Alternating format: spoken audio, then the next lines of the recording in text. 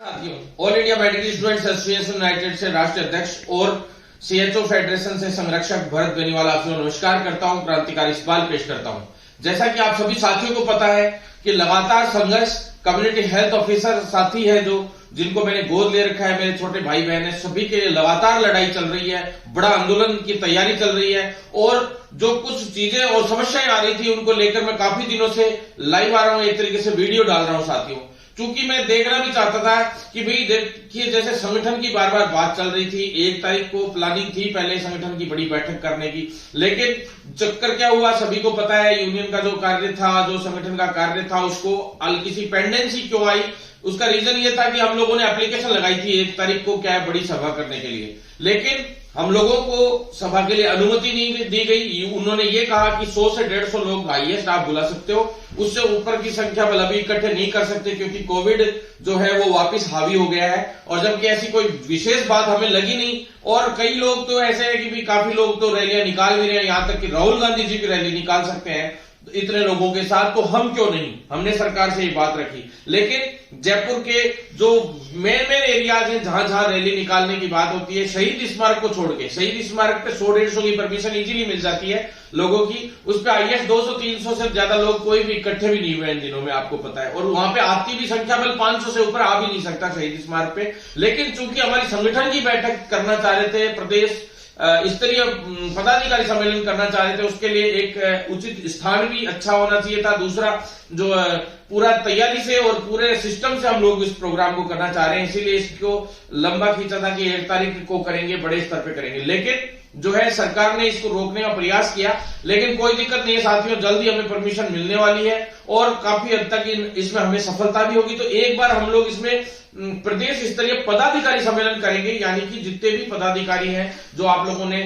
जिलों से चुने हैं, ब्लॉक स्तर से चुने हैं, वो तो अच्छी बात है, जो नहीं चुने गए हैं उन पे भी हम लोग अभी चुनेंगे और उन सभी का एकजुट होकर सभी ब्लॉक स्तर के पदाधिकारी और फिर जिला स्तर के सभी को एकजुट करके और यहाँ पे बैठक रखी जाएगी। बहुत सारे साथी लोग संगठन को लेकर ये भी है आपस में बहस करते रहते हैं, लड़ते रहते, झगड़ते रहते। कुछ एक जिलों में स्थिति ऐसी भी पैदा हो गई कि एक दूसरे के सामने चुनाव लड़ने का प्रयास हो रहा है, कभी कुछ बातें हो रही। तो ऐसे में आप लोगों को चिंतित होने की बिल्कुल आवश्यकता नहीं है साथियों, क्योंकि इसलिए चिंतित होने की आवश्यकता नहीं है कि भाई आप लोग जो सोच रहे हैं कि प्रदेशाध्यक्ष वही व्यक्ति बनेगा जो जिलाध्यक्ष रहेगा, ऐसा भी नहीं है। जो ब्लॉक पे भी अगर पदाधिकारी वो भी प्रदेश स्तर पे चुनाव लड़ने के लिए एलिजिबल माना जाएगा, आप चिंता ना करें। वो मैंने पहले जो डाला था पूरा का पूरा फॉर्मेट आप लोगों के सामने, उस फॉर्मेट में साफ साफ इस बात को लिखा हुआ है और बिल्कुल संगठन का कार्य भी पूरा हो चुका है, उसका रजिस्ट्रेशन नंबर भी आ चुके हैं, सब कुछ है। कई साथियों ने यहाँ मेरे पास देखे भी रजिस्ट्रेशन नंबर, लेकिन हम वो लॉन्च तभी करेंगे जब कोई बड़े लोगों के द्वारा हम हाथों से उसको ऐसे लोगों को बुला के यहाँ पे उसकी लॉन्चिंग करवाना चाहते हैं, उसका विमोचन करवाना चाहते हैं कि वो जब लॉन्च हो और विमोचन हो उसका, तो ऐसे में जब कोई बड़ी हस्ती आए तो वो कम से कम हमारे लिए ये बोल के जाए कि सीएचओ को परमानेंट सरकार को करना चाहिए। हमारी मांगों के लिए भी एक स्पेशल वीडियो डालकर जाए और स्पेशल भाषण में भी वो बोल के जाए, मुख्यमंत्री जी से मांग भी रखी जाए, जिससे हमारी मांग पुरजोर तरीके से उठ सके। और उस दौरान बड़े काफी लीडर्स को भी बुलाएंगे हम लोग, चाहे केंद्र सरकार के हो चाहे राज्य सरकार के हो, सभी को खास करके मुख्यमंत्री जी हो, चाहे केंद्रीय चिकित्सा मंत्री जी हो, चाहे लोकसभा अध्यक्ष हो, सभी लोगों को हम लोग इन्वाइट करेंगे। उसमें जितने ज्यादा लोग होंगे उतनी बात अपनी मजबूती से उठेगी और हमारी मांग मजबूती से उठेगी। साथ ही पूरी प्लानिंग के साथ हम करना चाहते हैं, सभी जिला स्तर के लोग इस प्रोग्राम में अच्छे से अपनी परफॉर्मेंस भी देंगे और अच्छा कार्यक्रम करेंगे, चाहे खाने का और सब तरीके से हाई लेवल का प्रोग्राम होगा। साथ ही इसके अलावा जो मैं आपको मुख्य रूप से जो बात बता देता हूं, जिसकी वजह से सबसे ज्यादा चिंतित हम लोग साथी लोग हो रहे हैं और काफी दिनों से मैं उस पर काम भी कर रहा हूं, अंदरूनी रूप से काम कर रहा हूं। सबसे बड़ी दिक्कत क्या है, लाइव आके या वीडियो डाल के ओपनली कोई कार्य करते हैं तो दूसरे कैडर्स जो है वो हमारे खिलाफ इतनी जबरदस्त रणनीति बनाते हैं कि आज हम जैसे अपने काम के लिए मिल के आए तो कुछ कैडर्स तो चाहते ही नहीं कि हम परमानेंट हो, हमें इंसेंटिव मिले हमारे साथियों को, क्योंकि इंसेंटिव रुकेगा तो कुछ तो ऐसे लोग हैं जिनको दलाली करने का मौका मिलता है फिर। तो ऐसे में वो लोग इंसेंटिव रोकने का प्रयास करते हैं, कुछ लोग एंटाई फंड है उस इसमें दलाली करने का प्रयास करेंगे तो उसके लिए एंट्राई फंड आप लोगों का रोकने का प्रयास हो रहा है। तो कहीं पे ये हो रहा है कि भाई परमानेंट नहीं होता है, नहीं तो ये कैडर और बहुत मजबूत बन जाएगा। बहुत से ऐसे कैडर्स है जिनको इससे जलन हो रही है। अब कुछ एक कैडर्स है, ज्यादा नहीं है, लेकिन उन कैडर्स से भी हम कहना चाहते हैं कि हम भी आप लोगों के भाई बहन, हम आपसे अलग नहीं है। आखिर एक ही मेडिकल यूनिट के लोग हैं, सभी यूनाइट होकर काम करेंगे तो शायद हम इस पब्लिक को अच्छी स्वास्थ्य सेवाएं दे पाएंगे। अन्यथा जो HWC के लिए इतना अच्छा कार्यक्रम केंद्र सरकार और राज्य सरकार के दोनों के गठजोड़ से चल रहा है, वो बहुत मजबूती से आगे बढ़ाना चाहिए। वो नहीं बढ़ पाएगा अगर गलत लोग इसमें इस तरह से गुटबाजी फैलाएंगे तो भी। तो सरकार से भी हम कहना चाहते हैं कि CHO की जितनी मांगे हैं, जो वास्तव में अधिकार है, मांग नहीं है, वो अधिकार है CHO का और वो आपको देना पड़ेगा और हम लेकर रहेंगे और वो आपको देना भी चाहिए। सबसे पहले मैं आपको बता दूं, इसके अंदर डिमांड जो हमारी चल रही है वो स्क्रीनिंग के लिए अभी वर्तमान में चल रही है। भाई हमने नियमितीकरण की मांग उठाई, साइकिल यात्रा लेकर गए, काफी दिनों से आंदोलन चल रहा था, सभी साथियों को इस बात का पता है। लेकिन इस दौरान आपने हमारी मांग पूरी करने का आश्वासन दिया और सरकार ने आश्वासन दिया, मुख्यमंत्री जी ने आश्वासन दिया और उस मांग को पूरा करने के एवज में उल्टा हमारे साथ मजाक बना दिया। मजाक किस तरह का बनाया आप देखिए, किस तरह का मजाक बना कि भाई सभी संविदा कर्मी जो कह रहे हैं, खुद कह रहे हैं कि हमारे साथ परमानेंट के नाम पे एक बहुत बड़ा मजाक किया गया है। मजाक कैसे किया गया आपको सभी को पता है। आपने संविदा के जो कॉन्ट्रेक्चुअल सर्विस रूल्स 2022 आपने सभी ने देखे हैं। उन रूल्स में जिस तरह से जो मजाक किया गया है कि किस तरह से 9 साल बाद क्या किया जाएगा, क्या नहीं किया जाएगा, वो मेरे को बताने की इस वीडियो में जरूरत नहीं, क्योंकि वीडियो बहुत लंबा खींच जाएगा साथियों। और वो भी मैं अलग से, अब कहोगे तो मैं बता दूंगा लाइव आके एक वीडियो और इस पे डाल दूंगा। पहले भी मैंने डाला था इस पे। साथियों इसमें स्क्रीनिंग की बात रखी जा रही है, 15 तारीख तक कहा जा रहा है कि स्क्रीनिंग करवानी आवश्यक है। तो मैं आपको बता दूं साथियों, भाई कुछ लोग कह रहे थे कि सचदेवा जी ने कह दिया या किसी ने कह दिया, तो आपको इस बात से चिंतित होने की आवश्यकता नहीं है। कभी भी कोई अधिकारी इस चीज के लिए कभी नहीं कहेगा, क्योंकि अधिकारी खुद भी इसमें जो स्क्रीनिंग कराने वाले लोग ही वो हैं, तो वो लोग क्यों कहेंगे। लेकिन हमने अधिकारियों को कहा है और PD साहब है उनको कहा है, चेयर जो MD साहब है उनको कहा है और मंत्री जी को भी मैंने कहा है कि स्क्रीनिंग बिल्कुल नहीं होगी जब तक इसमें संशोधन नहीं होंगे, जब तक इस मामले को आप क्लियर तरीके से दोबारा से संशोधित करके कार्मिक विभाग और DOP द्वारा, इन सभी के द्वारा जो नहीं है,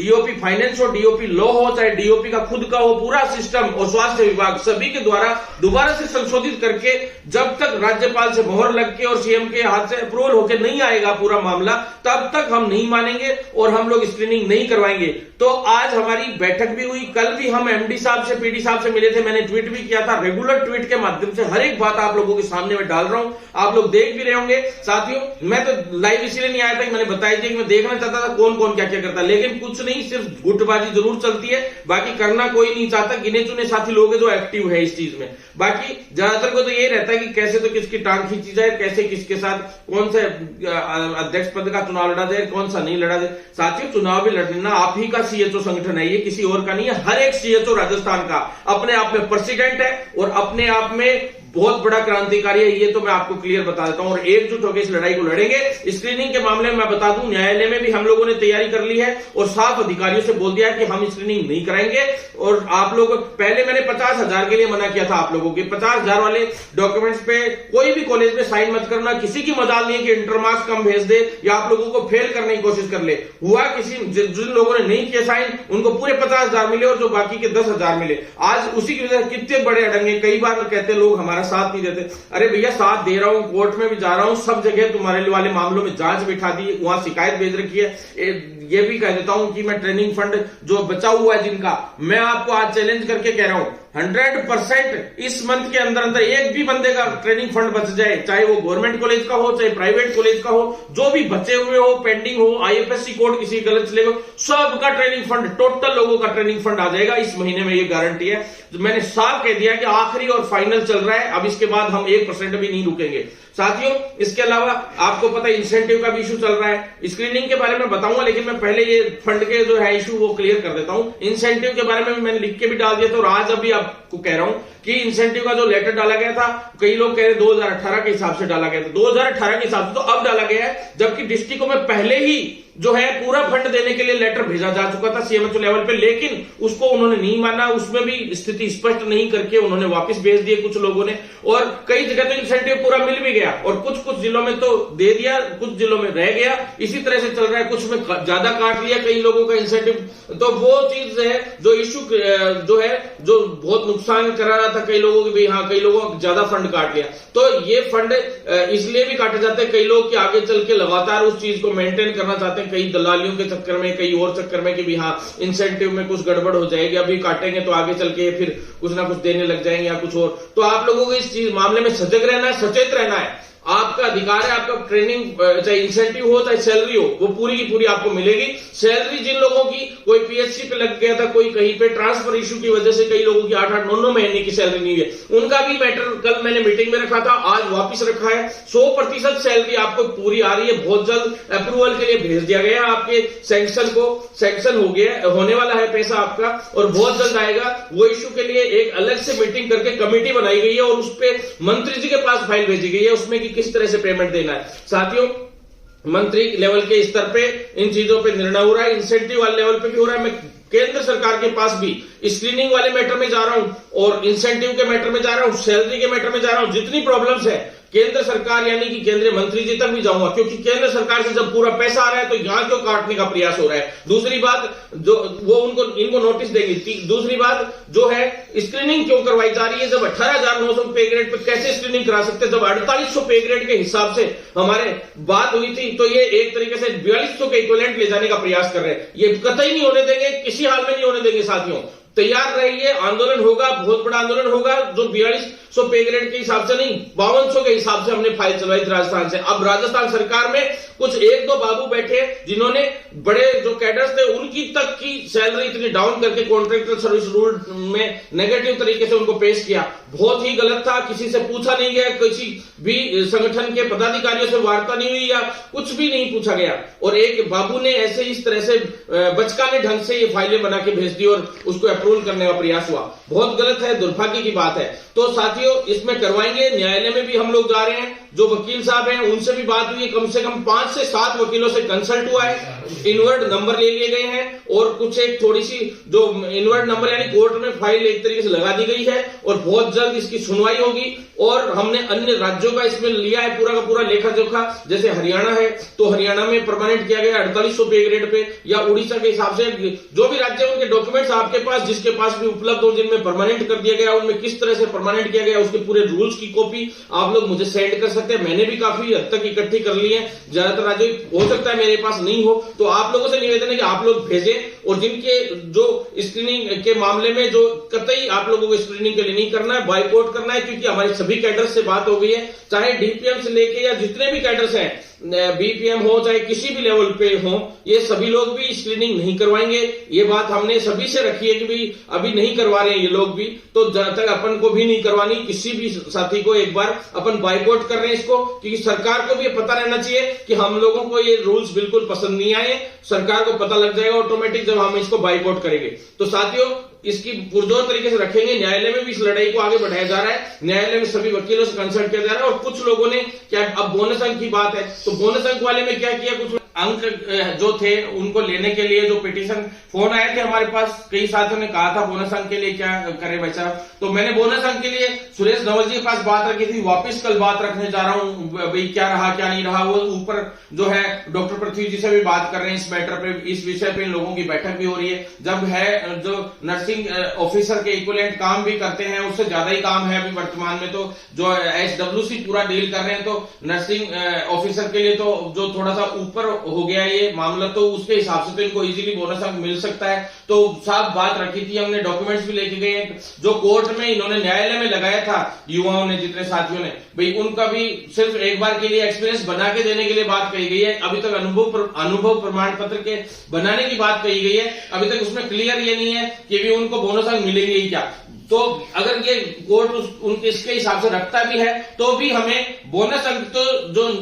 वहां पे जो अतिरिक्त निदेशक साहब है और मेडिकल एंड हेल्थ जो डिपार्टमेंट है उसके उच्च अधिकारियों से और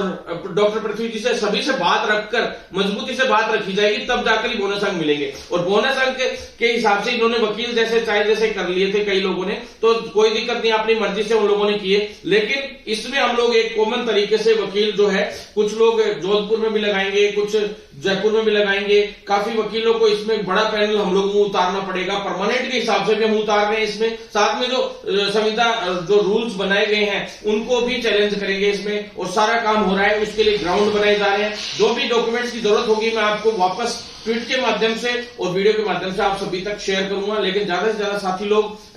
जो है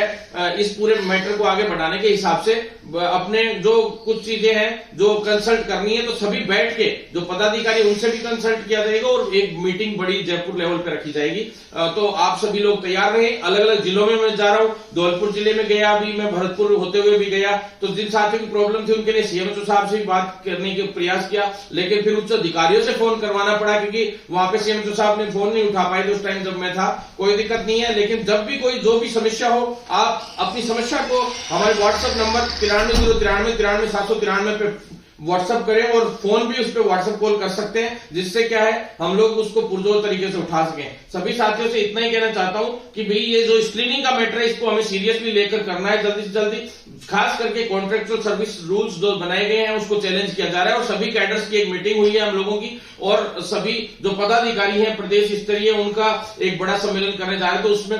विभिन्न अदर कैडर्स को भी हम लोग इन्वाइट करेंगे और सभी लोग आएंगे और मजबूती से सीएचओ को आगे बढ़ाते हुए परमानेंट करवाने का हमारा परम उद्देश्य है, उसमें सफलता हासिल करेंगे। सबसे बड़ी एक ही मांग है, एक फिक्स मांग है जो है सीएचओ नियमितीकरण की मांग, तो उसी को हम पुरजोर तरीके से उठा रहे हैं और जल्द ही इस कार्य को हमें सबसे पहले अंजाम देना है। राजस्थान में, हरियाणा और जो है उनमें घोषणा हो गई, उनमें ऑर्डर भी जारी हो गए, लेकिन 5 साल बाद परमानेंट का है तो क्यों ना भाई उसकी तर्ज पे हो जाए तो अच्छी बात है। तो आप देखिए विदाउट सीसीएच हुआ तो राजस्थान में हुआ जितनी भर्तियां हुई। आप देखिए आज इनके पास एचडब्ल्यूसी क्यों नहीं है, एचडब्ल्यूसी नहीं होने का रीजन भाई लोगों के ट्रांसफर नहीं हो पा रहे, लोगों को बाहर फेंका जा रहा है। अब ज्वाइनिंग वाले जो साथी लोग थे वेटिंग वाले उनको चुपचाप ज्वाइनिंग दिलाई गई क्योंकि उनकी ज्वाइनिंग रोकने के लिए बहुत सारे लोगों ने कोर्ट तक में लगा दिया। यहां तक कि हमारे स्पोर्ट्स के भी एक दो साथी चले गए थे कि इनको ज्वाइनिंग आप कब दे सकते हो, कि भाई कैसे दे सकते हो, कि भाई जब तक स्पोर्ट्स की सूची जारी नहीं हुई। साथियों स्पोर्ट्स की सूची भी जारी होनी चाहिए, लेकिन किसी और का काम भी नहीं रुकना चाहिए। जो हो रहा है होने दो, सेकंड वेटिंग का भी हम लोग प्रयास करके अभी निकलवा रहे हैं। पहले स्पोर्ट्स की सूची जारी होगी, उसी के बाद सेकंड वेटिंग का काम होगा। साथियों ज्यादा से ज्यादा साथ बनाए रखेंगे तो 100% सारे काम होंगे, लेकिन अभी स्क्रीनिंग को बाइकआउट करना है सबसे प्रमुख उद्देश्य ये, और कोर्ट में पिटीशन लगानी है। दूसरा तीसरा राजस्थान की सड़कों पर जो जयपुर की सड़कें हैं उन पर बड़ा आंदोलन होगा और हमें जगह दे चाहे नहीं दे, हम लोग जिस दिन बैठेंगे जबरदस्त तरीके से बैठेंगे और राजस्थान सरकार हिलेगी, ये 100% है। तैयारी कर ले, कमर कस ले, आंदोलन होने जा रहा है, क्रांति का ऐलान हो चुका है। साथियों तैयार रहे, इनकलाब जिंदाबाद। धन्यवाद।